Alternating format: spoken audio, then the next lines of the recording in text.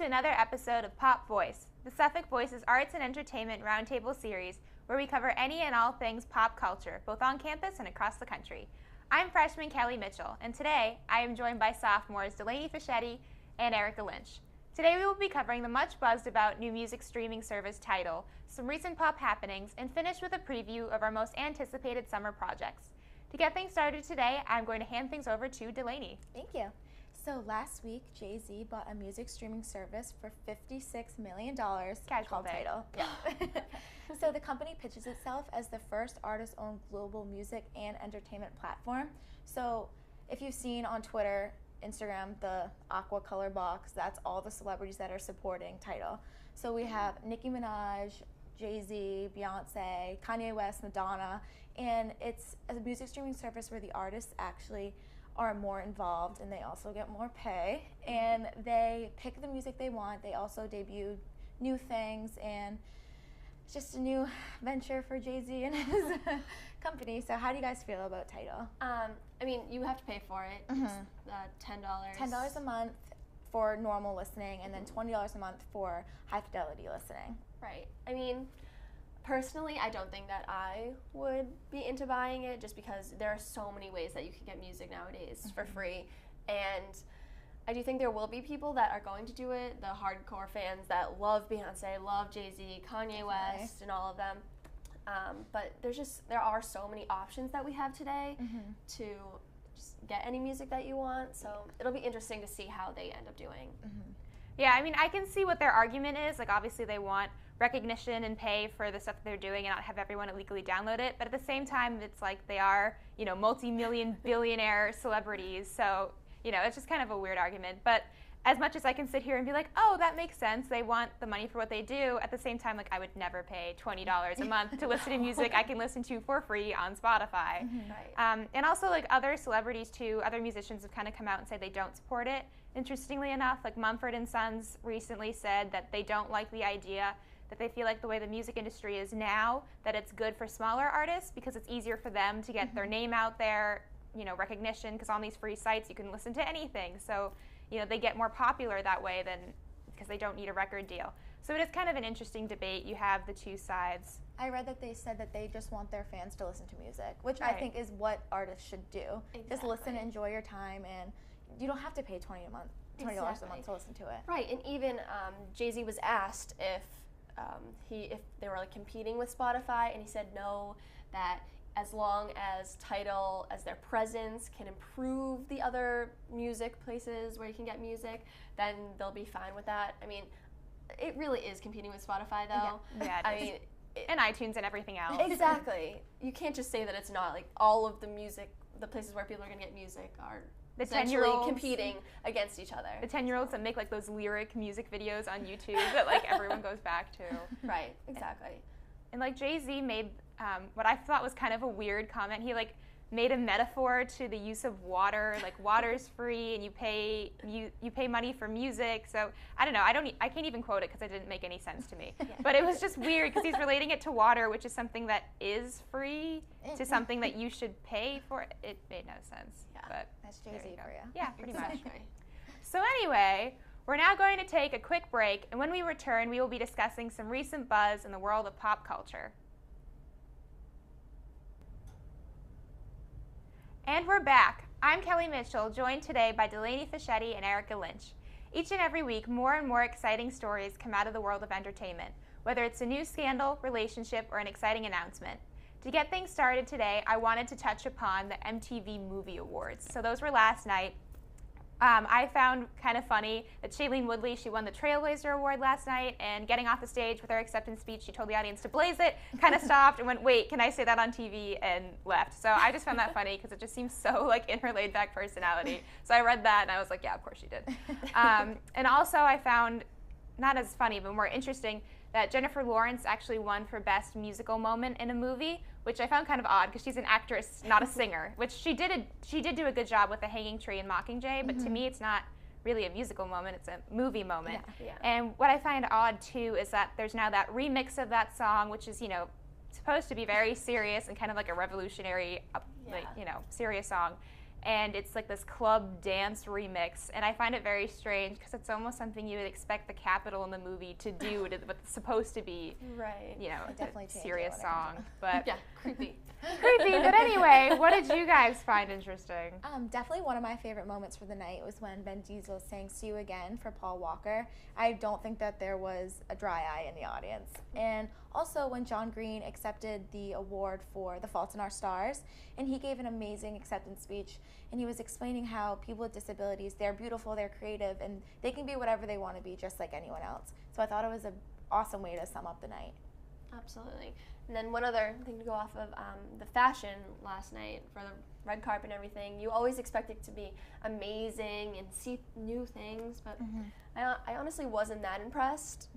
Rebel Wilson did come out with her nice little cape, wearing the all black with the hot pink lining inside. So that was really cool. I definitely think that showed her personality, and she pulled it off completely, which I don't know if anyone else could have. Anna Sophia Robb looked very, very sophisticated, beautiful. What do you think?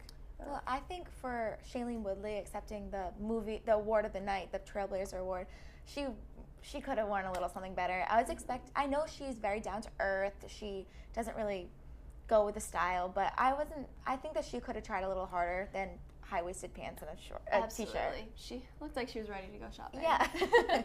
I found it funny too because when she accepted the award, her co-star Ansel Elgort, he was like taking a picture of himself in front of the TV screen. I guess he couldn't attend. I think he was filming something, so he's at home like taking a picture with her on the screen, and he's like tweeting it. But back to fashion, I really liked what Willow Shields was wearing. I know you guys said you weren't too big into it, but I thought she looked very elegant. And to me, it's just crazy because she's 14 years old literally. She plays, for those of you who don't know, she's Prim in the Hunger Games series, so she's like Jennifer Lawrence's little sister. And it's just crazy because she's my little brother's age, so to see her look older than I do right now. Exactly. She definitely looks a lot older than she is. Yeah. She did look sophisticated as well. It's hard. She wore a dress from the runway. It's always hard to pull off a runway look, even though a lot of stars do bring them to the red carpet. But overall, like, she did. All I know is I wish I looked like that when I was 14. I know. I know. I think she looked good. I mean, again, like, she's 14 years old. She's at an award show. She looks like appropriate but sophisticated. Like, good for you. Like, what have we done with our lives? Yeah. And another favorite, Brittany Snow. Definitely. She was wearing the pink top with the red skirt. Her hair was very simple. She just looked very put together, and I loved say she won it. Yeah, I would agree with that. So we're going to leave you now for one more break. But when we come back, we'll be looking forward to hotter days and exciting entertainment as we preview our most anticipated summer projects. Welcome back. I'm Kelly Mitchell, joined by Delaney Fischetti and Erica Lynch. The summer months are promising some of the most anticipated projects of the year when it comes to new movies, TV, and music. Today we're going to discuss our most eagerly awaited choices, starting with Erica. Thanks, Kelly. So this summer, I know there are a lot of movies that are coming out. We have Ted 2, The Avengers, Pitch Perfect 2, Magic Mike. I'm so excited to see all of them. What are your thoughts on the movies? A little out of my element, but I really think that I'm excited to see Ted 2, mostly because we saw it being filmed in Boston, and also where I'm from, it was filmed there too, and I think that's always cool to like watch a movie and be like, I've been there before, and just it's cool to relate it back to you. So I'm excited to see that. Absolutely. I think I'm looking forward to Pitch Perfect too, not gonna lie. I'm a fan of Anna Kendrick. I always say she'd be me if I were to become famous. She's from Portland, Maine, which I think is funny because I spend my summers in Maine a lot. My brother actually saw her in a grocery store, fun fact, but he didn't go up to her. So yeah, I think I'm looking forward to that the most. But speaking of movies being filmed near our homes, I'm from Haverhill, Massachusetts, and I found it interesting because I guess Jennifer Lawrence might be filming a movie around there or somewhere. Yeah, she definitely has a bunch of new projects that it's just funny because coming out. They're all so close to home and East Coast. Like what? Yeah, I know. And I'm definitely excited to see Magic Mike. Oh yeah, I love Channing Tatum. I'll admit being one of those girls, but the trailer just came out, and I'm definitely excited for that one. saw the news on his Instagram. Oh yeah. And then for music, Taylor Swift, she's planning on going on tour. I know there is everything that's going on with her mom right now and everything with the cancer. and their push right now is saying everyone should be getting checked. Taylor said that she told her mom around Christmas time, just go get checked out, like, you need to go to the doctors, and not thinking anything was wrong, they diagnosed her with cancer. So sad. It'll be interesting to see if anything changes for her tour, depending on how her mom is feeling or what happens with it. I feel like the tour will go on because her mom has been supporting her from the start. She quit her job to be with Taylor, like and I just feel like she wants the best for her daughter, and she'll be there, I feel. Yeah, and obviously she's in everyone's prayers. Definitely. She's got this. Has good recovery, so hopefully that will all be fine right with her. Speaking of music, there was that controversy with, who was it, Big Sean and Justin Bieber, yeah, Ariana Grande? When Justin Bieber was performing with Ariana Grande, and he kind of grabbed her a little too touchy for anyone's liking, and even Big Sean wasn't saying that he was like jealous or anything. It was just that was very disrespectful to Ariana Grande. I mean, she's performing, she's at doing her own concert. Exactly. You don't go up and do something like that. Like, it was very unexpected to her, and she looked like it was very unexpected. So, typical Justin Bieber. Yeah. I guess the roast didn't change him. Yeah, exactly. You'd think he was trying to step up his game more, but I don't know if he'll ever change. So back to summer preview. What about TV shows coming back? So I know Pretty Little Liars is coming back this summer.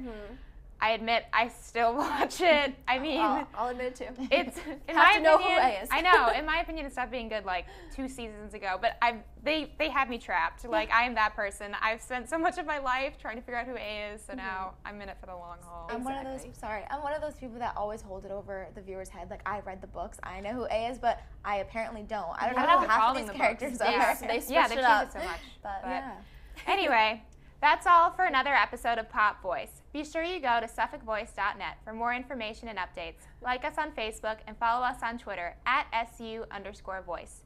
I'm Kelly Mitchell, and thanks for watching.